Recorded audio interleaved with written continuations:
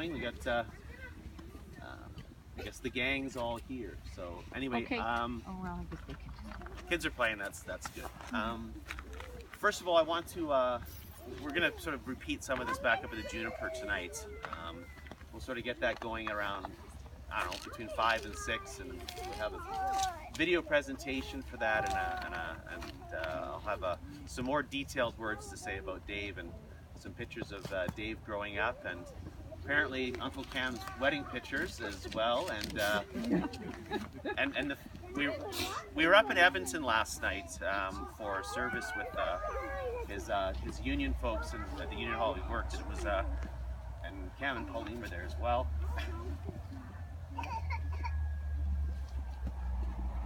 It was really illustrative to see just what an effect Dave had at his workplace. What he did as a mentor and as an advocate. He really had 3 main causes in his life. Besides his family at times, sorry Kendra, his family at times, but he really had 3 causes that really dictated the course of his life.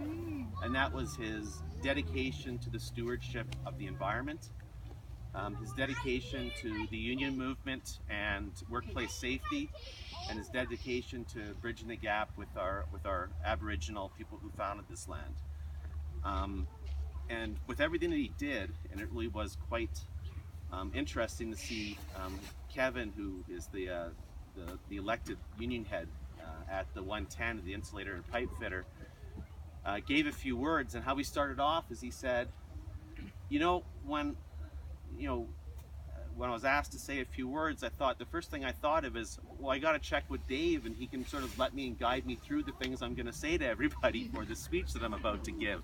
But he said, but I'm giving it about Dave, and I can't ask him about that, so it really becomes kind of hard to do that. So it was very telling, and all the stories were very warm about Dave, and we were joking and chatting with Ed how he mentioned that Dave had spent some time at his place while he was away. Well, there was lots of stories from his union brothers about the time that Dave stayed at my place. Yeah, Edith goes. So there's a lot of. So, anyways, it was a really quite a telling and a very warm gathering that we had up in Edmonton. So, I thought I would pass that along as well. As I say, we'll sort of have more involved words. But when the very shocking news happened, it was. We were in Banff, up at Sunshine, actually skiing, and I got a word from his, and there, you'd have these, emails from Dave where he'd be going, well, I'm really busy with a couple of winks in the email, but a lot of times he'd say, I'm going to go off radar for a while. I'm going to go off grid. I'm going to be off grid for a while. You might not hear from me. That's it.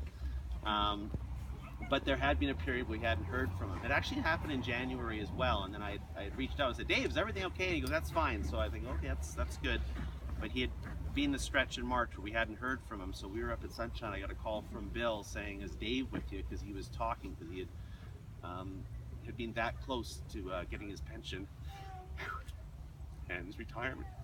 So as soon as he called, my stomach just sank, and knew it was probably not going to be good news, and it wasn't. But after Stephen and I went up and cleared things out up at Edmonton, sort of thought about what would be a nice way to remember Dave, because this really was his home. And there's a lot of people here, his family and also his family. Thought, well, there's no place Dave rather like to be than walking along here, providing advice. Now, you didn't have to ask for advice for Dave along these walks. There was no nickel in the jar with Lucy that was required for Dave as far as providing any advice and some guidance. So we thought it would be really fitting, and discussed it with some people, and with emailing with Peter and with some others, which was to dedicate a bench to his honor. And Peter, I have to say that the people at the town of Banff were fantastic. Cheryl there has just been wonderful to deal with. I also want to pull off how you're able to run for council while still have a case against the town of Banff in the Court of Appeal. I think that's fantastic. And I want to learn how you managed to pull that off. So David gave me some advice on that.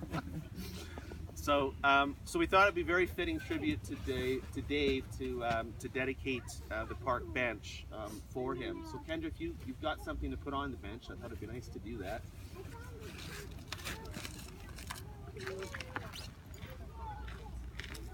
So I'll ask the locals to keep an eye on this. This is the clan of Campbell Tartan. So I'd emailed Uncle John about which is the proper clan of Campbell Tartan to get. And he goes, Don, can one of these days, can you just ask me an easy question? So, I'll fix this to the bench.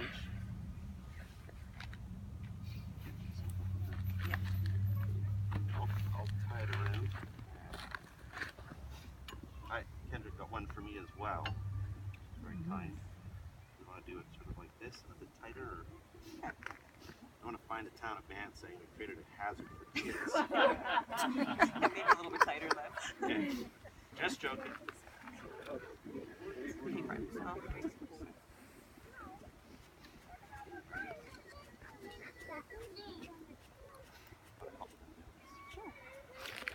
So it is a pretty steep drop back here, so I'm not quite sure what kind of group picture we're going to be able to get out of this. And Peter, don't worry, we're going to get the blanket back to the hotel. All right, so here we go. Here we go.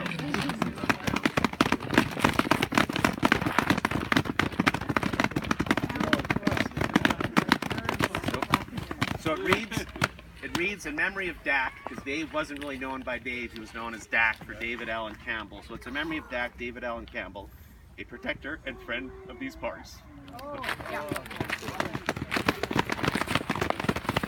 So have a view, take some photos, post to Facebook.